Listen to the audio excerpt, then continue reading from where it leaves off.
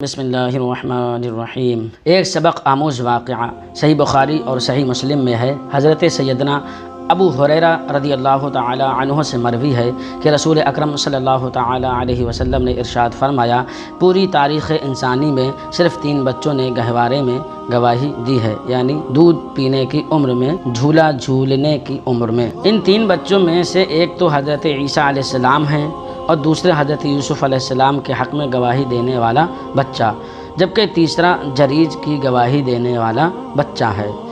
اس قصے کی تفصیل یہ ہے کہ جریج بنی اسرائیل میں ایک عابد، زاہد اور شب زندہ دار عالم تھے۔ انہوں نے عبادت کے لیے آبادی سے باہر ایک جھوپڑی نما گرجا گھر بنا لیا تھا۔ ایک دن وہ عبادت میں مشغول تھے کہ ان کی والدہ ایک لمبی مسافت طے کر کے ان سے ملنے آئیں اور آواز دی، اے جریج۔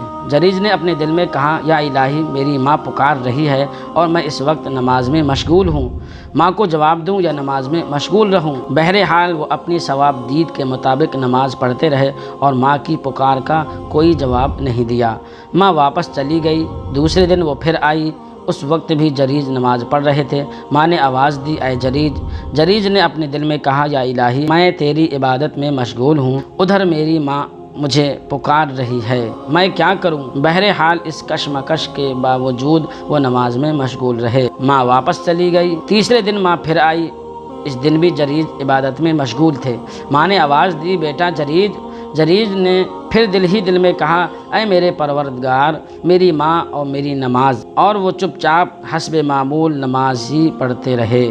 ماں کی صدا کا جواب نہیں دیا۔ ماں کی بددعا منہ سے نکل گئی، خدایا اسے اس وقت تک موت نہ آئے جب تک یہ بدکار عورتوں کے منہ نہ دیکھ لے۔ جریج کی ماں بددعا کر کے واپس چلی گئی۔ بنو اسرائیل میں جریج کے بارے میں چیمے گوئیاں شروع ہونے لگیں۔ وہ جریج کی عبادت پر حسد کرنے لگے۔ انہوں نے خود تو جریج کی بلندیوں تک پہنچنے کی کوشش نہ کی، البتہ ان کی خواہش تھی کہ وہ جریج کو اپنی پستی تک لے آئیں تاکہ وہ بھی انہی کی طرح فسق، فجور اور فحاشی اور بدکاری میں مبتلا ہو جائے۔ بنو اسرائیل نے حدود الہیہ پامال کر کے پردے کی اہمیت کو فراموش کر دیا تھا، لہٰذا عورتوں اور مردوں کا باہم اختلاط شروع ہو گیا۔ مردوں کی مجلسوں میں عورتیں بناؤ سنگار کر کے شریک ہونے لگیں اور مرد بھی عورتوں سے لطف اندوز ہونے لگے۔ اس وجہ سے ان میں زناکاری اور بدکاری اور سرکشی اور طغیانی کی وبا پھیل گئی۔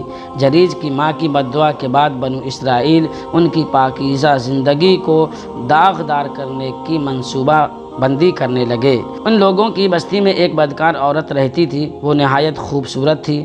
لوگ خوبصورتی میں اس کی مثال دیا کرتے تھے۔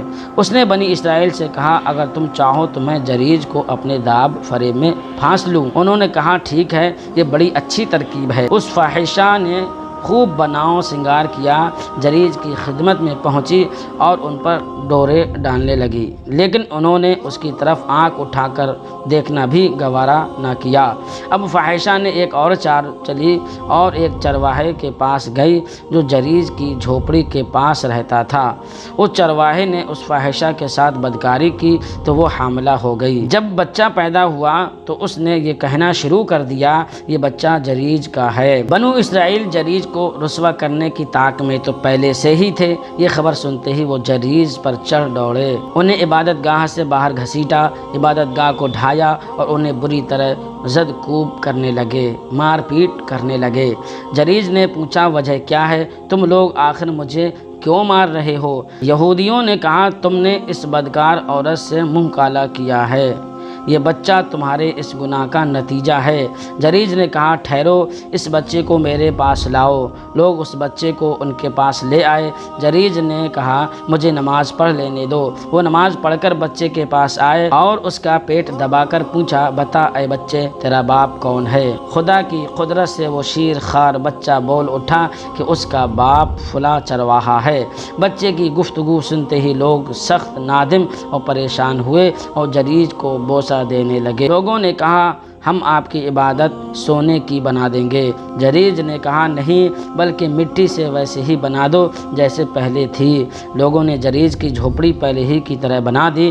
اس واقعہ سے معلوم ہوا کہ نیک عبادت گزار آدمی کی دعا خدا تعالی قبول فرماتا ہے۔ اس واقعہ سے یہ بھی پتہ چلا کہ آدمی جتنا بھی نیک عبادت گزار کیوں نہ ہو مگر والدین کو راضی رکھنا بے حد ضروری ہے، کیونکہ ماں کی دعائیں اور ان کی بد دعائیں اپنا اثر ضرور دکھاتی ہیں۔ اللہ تعالی ہم سبوں کو اپنے والدین کی خدمت کرنے کی توفیق عطا فرمائے۔ دوستو ویڈیو دیکھنے کے لیے شکریہ۔ ویڈیو کو لائک کرنا شیئر کرنا نہ بھولیں اور چینل کو سبسکرائب ضرور کرتے ہیں۔ ملتے ہیں اگلی ویڈیو میں انشاءاللہ، جب تک اللہ حافظ۔